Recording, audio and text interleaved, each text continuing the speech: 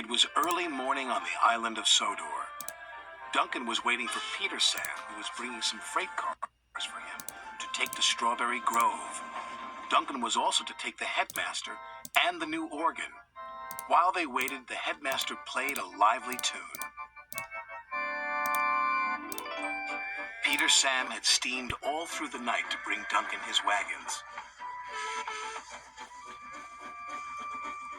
But as he approached the junction, a low-hanging branch knocked his whistle off. This meant he couldn't work until he got a new one. "I can't run on the tracks without my whistle," chuffed Peter Sam. "That would be too dangerous." "An engine's not an engine without a whistle," boasted Duncan. And just to prove it, he let off a big blast. But the rest of the engines just ignored him. Duncan chuffed away in a big huff. He was cross. "They're jealous of my fine whistle," Duncan huffed, as he steamed through the countryside. He whistled at some sheep, but they were too busy eating grass to take notice.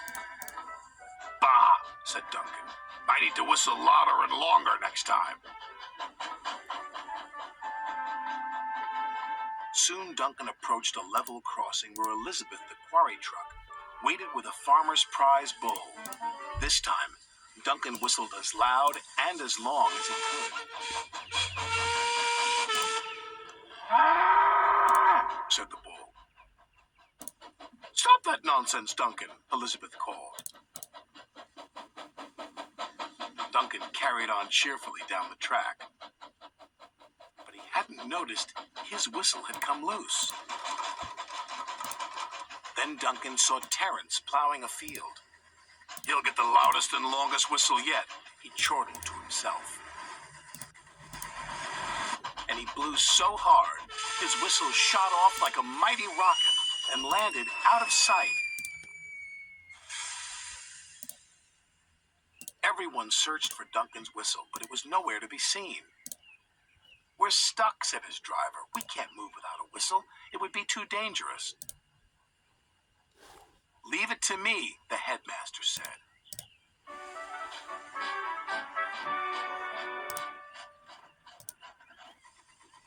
For the rest of the day, Duncan didn't make a sound. But the headmaster's organ did. As Duncan delivered his freight cars, the headmaster tooted the organ at every crossing and every stop. It alerted everyone just as well as a whistle would, although Duncan didn't think so.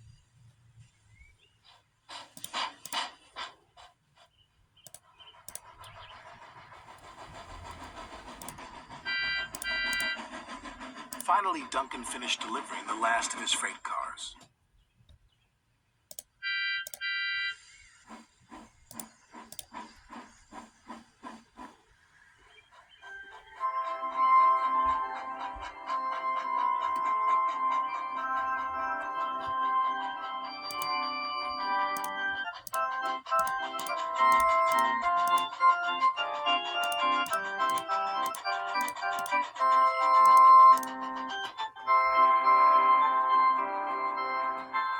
Duncan steamed quietly back to the junction as the headmaster played the organ.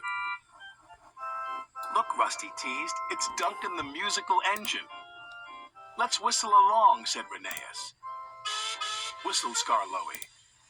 But Peter Sam, who had a shiny new whistle, felt sorry for Duncan. "You really did well to deliver your goods without a whistle," he said.